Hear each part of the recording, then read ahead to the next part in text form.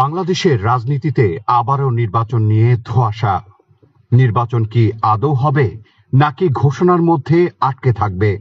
কোন কোন দল সংস্কারের দাবি তুলছে? কেউ চাইছে গণভোট, আবার কেউ তুলছে পিআর পদ্ধতির প্রস্তাব।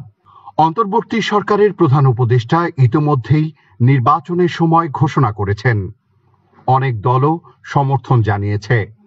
তারপরও এত সন্দেহ আর অবিশ্বাসের আবহ কেন? সব জল্পনা কল্পনা কাটিয়ে যদি লক্ষ্য থাকে অটুট, বিশ্বাস হৃদয়ে, হবেই দেখা হবে বিজয়ে।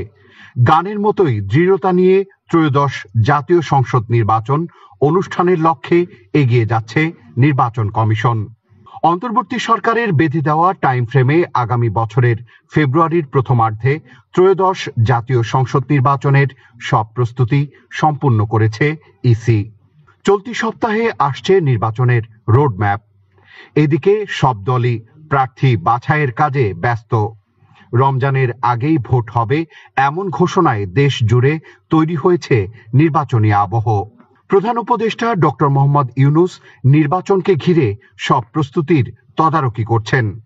১.৫ লাখ পুলিশকে দেওয়া হবে বিশেষ প্রশিক্ষণ। নিরাপত্তায় মোতায়েন হবে ৬০,০০০ সেনা। এমনকি ডিসি এসপিদের নিয়োগও হবে লটারির মাধ্যমে। অতীতের মতো নয়, এবার সিইসি স্পষ্ট জানিয়ে দিয়েছে অযাচিত কোনো দাবি শোনা হবে না। নির্বাচন হবে সুষ্ঠু, নিরপেক্ষ, সাংবিধানিক পথে। এই নির্বাচন শুধু সরকার বদলের নয়, এটি বাংলাদেশের গণতন্ত্র পুনঃপ্রতিষ্ঠার, অর্থনৈতিক স্থিতিশীলতা এবং সংস্কারের নতুন দিগন্ত উন্মোচনের নির্বাচন। নিঃসন্দেহে অধ্যাপক মোহাম্মদ ইউনূসই অন্তর্বর্তী সরকারের প্রধান হিসাবে সবচেয়ে যোগ্য ব্যক্তি।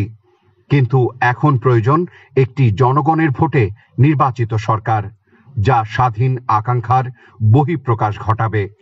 ২০২৬-এর ফেব্রুয়ারির নির্বাচন আমাদের জন্য সবচেয়ে বড় চ্যালেঞ্জ। একটি গ্রহণযোগ্য নির্বাচনই ফিরিয়ে আনতে পারে দেশের মর্যাদা আর নিশ্চিত করতে পারে জনগণের প্রকৃত বিজয়।